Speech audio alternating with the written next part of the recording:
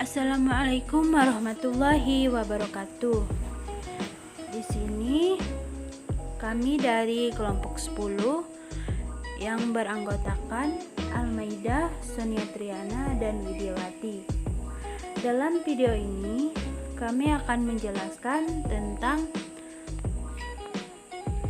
konsep mudharabah dan qiraat dalam Islam. Oke, selanjutnya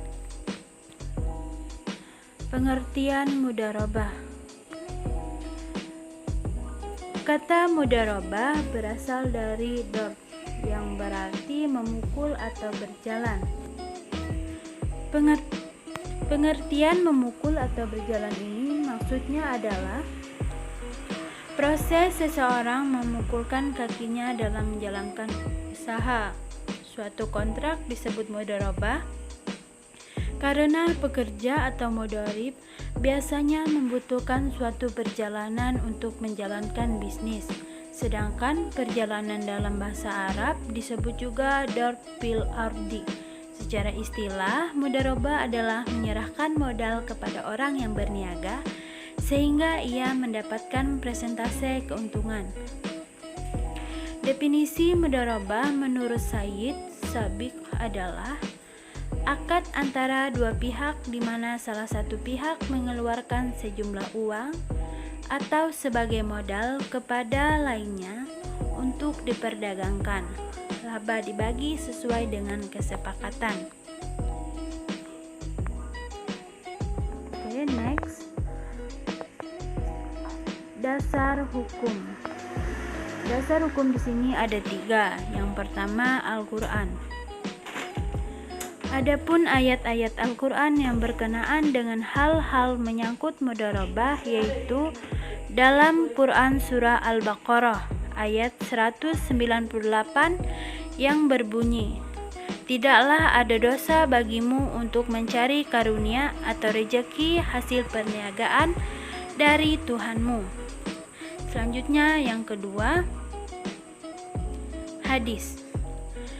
Diriwayatkan oleh Ibnu Majah dari Suhaib bahwa Nabi Shallallahu Alaihi Wasallam bersabda, dari Sahih bin Suhaib dari bapaknya berkata bahwa Rasulullah Shallallahu Alaihi Wasallam bersabda, 3 perkara yang di dalamnya terdapat keberkatan yaitu jual beli sampai batas waktu, muqarodah atau memberi modal, dan mencampurkan gandum dan tepung untuk keperluan rumah, bukan untuk dijual. Hadis riwayat Ibnu Majah. Yang ketiga, ijma' dan qiyas. Adapun ijma' dalam mudharabah, adanya hadis riwayat yang mengatakan bahwa golongan dari para sahabat menggunakan harta anak yatim yaitu mudharabah, dan perbuatan tersebut tidak dilarang oleh sahabat lainnya. Selanjutnya, rukun mudharabah. Rukun mudharabah ada 4. Yang pertama, pelaku atau sohibul mal dan mudharib. Yang kedua, objek mudharabah atau modal dan kerja. Yang ketiga, persetujuan dua belah pihak atau ijab dan qabul. Yang keempat, nisbah keuntungan. Syarat mudharabah. Syarat mudharabah ada 4. Yang pertama, sobul mal dan mudharib. Yang kedua, sikhat ijab dan qabul. Yang ketiga, modal. Dan yang keempat, nisbah keuntungan atau pembagian keuntungan. Selanjutnya ada jenis-jenis mudharabah. Di sini jenis-jenis mudharabah ada 2. Yang pertama, mudharabah mutalaqah atau mudharabah mutalaqah yaitu mudharabah tanpa syarat. Pekerja bebas mengelola modal itu dengan usaha apa saja yang menurut perhitungannya akan mendatangkan keuntungan dari arah mana saja dengan siapa saja. Asal saja apa yang dilakukan itu diperkirakan akan mendapat keuntungan. Yang kedua, mudharabah muqayyadah. Mudharabah muqayyadah yaitu penyerahan modal dengan syarat-syarat tertentu. Pekerja mengikuti syarat-syarat yang dicantumkan dalam perjanjian yang dikemukakan oleh pemilik modal. Selanjutnya, hukum mudharabah.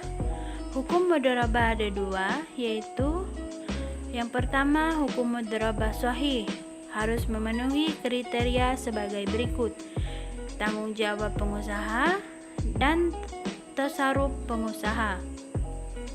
Yang kedua, hukum mudharabah fasid. Salah satu contoh mudharabah fasid adalah mengatakan, berburulah dengan jaring saya dan hasil buruannya dibagi di antara kita. Ulama Hanafiyah dan Hanabilah berpendapat bahwa pernyataan seperti itu tidak dapat dikatakan mudharabah yang sahih karena pengusaha atau pemburu berhak mendapatkan upah atau atas pekerjaannya, baik ia mendapatkan buruannya ataupun tidak. Selanjutnya ada perkara yang membatalkan mudharabah. Di sini ada 5 perkara yang dapat membatalkan mudharabah. Yang pertama, pembatalan, larangan berusaha, dan pemecatan. Yang kedua, salah seorang aqid meninggal dunia. Yang ketiga, salah seorang aqid gila. Dan yang keempat, pemilik modal murtad. Dan yang kelima atau yang terakhir, modal rusak di tangan pengusaha. Sekian penjelasan materi dari kami dalam video ini. Saya ucapkan terima kasih, thank you, syukron, dan kamsahamnida. Terima kasih sudah menyaksikan video kami. Kurang dan lebihnya saya mohon maaf. Wassalamualaikum warahmatullahi wabarakatuh.